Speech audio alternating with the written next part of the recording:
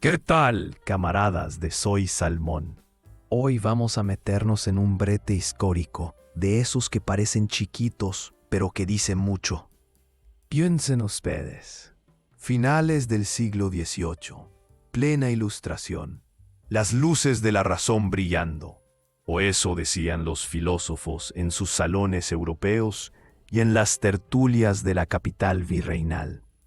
Pero ¿qué pasaba en el México profundo, allá en el norte agreste, en Chihuahua, tierra de frontera, de polvo y de distancias enormes? Pues resulta que mientras unos se daban baños de pureza intelectual, hablando de transformar el mundo con la buena filosofía moderna, como le llamaban finamente, otros, gente común y corriente de un pueblo chihuahuense, andaban enfrascados en una lucha mucho más terrenal, mucho más necesaria, diría yo. Querían una escuela. Una simple y necesaria escuela. Sí, así como lo oyen.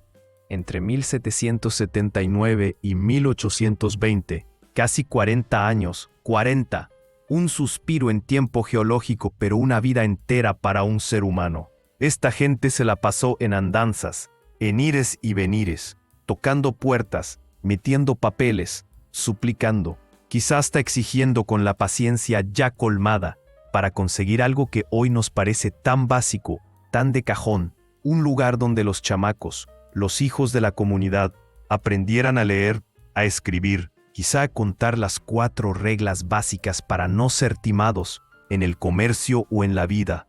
¿Por qué tanto empeño? ¿Por qué esa terquedad de décadas?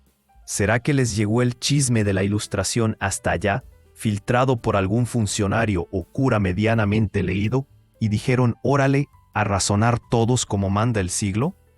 ¿O era algo más visceral, más simple, más fundamentalmente humano? La necesidad de no ser un ignorante en un mundo que empezaba a moverse por papeles, por letras, por números. El deseo de entender un poquito más allá de la parcela o el taller. La aspiración, quizá, a que sus hijos tuvieran un futuro tantito menos áspero, tantito menos dependiente de la pura fuerza bruta, o de la voluntad del patrón o del funcionario de turno. El texto de María Adelina Arredondo López, de donde sacamos esta historia, lo llama Andanzas. Y vaya que debieron serlo. Imaginen ustedes la maquinaria colonial, la burocracia del virreinato, lenta, pesada, llena de sellos, de permisos, de informes que iban y venían a lomo de mula o en carretas, cruzando desiertos y sierras. El clásico vuelva usted mañana que fácilmente podía convertirse en vuelva usted el año que viene.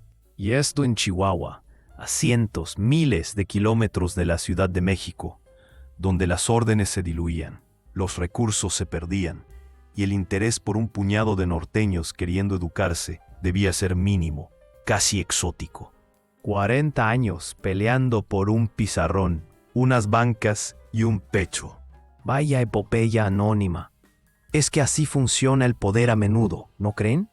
Grandes discursos sobre el progreso, sobre el hombre nuevo capaz de razonar y dominar la naturaleza, la retórica florida sobre los beneficios del saber.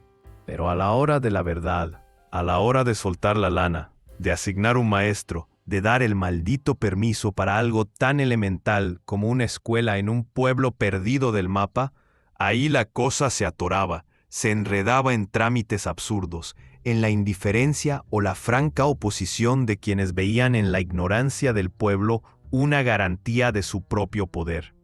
La buena filosofía servía para adornar bibliotecas y conversaciones de salón, pero no siempre para cambiarle la vida concreta a la gente de a pie. O al menos, no sin una buena dosis de terquedad, de resistencia casi heroica por parte de los interesados directos. Pero fíjense en eso, en la persistencia de este pueblo chihuahuense. 40 años. Piensen en las generaciones que vieron empezar la lucha y quizá murieron sin ver la escuela funcionando. Padres que soñaron con que sus hijos aprendieran letras y que tal vez fueron sus nietos los que finalmente se sentaron en esas anheladas bancas. Eso habla de una voluntad colectiva terca, de una idea fija transmitida de padres a hijos, La educación importa.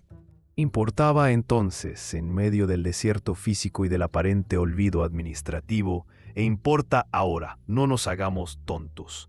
¿Qué nos dice esta pequeña, casi microscópica, historia de Chihuahua rescatada del archivo?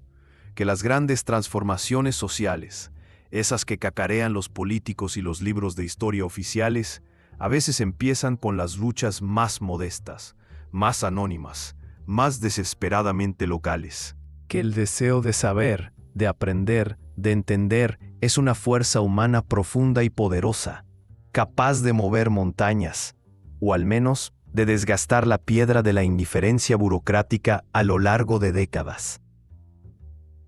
Y que la burocracia, amigos, la burocracia y la desidia del poder han sido desde siempre y hasta hoy un pesado lastre, un obstáculo formidable para el progreso real, ese que se mide no en discursos, sino en oportunidades concretas para la gente. Una lucha de 40 años por una escuela.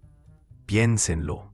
¿Cuántas luchas similares por la educación, por la salud, por la justicia, por la simple dignidad siguen dándose hoy mismo en tantos rincones olvidados? Ahí se los dejo para la reflexión. Hasta la próxima, aquí en Soy Salmón.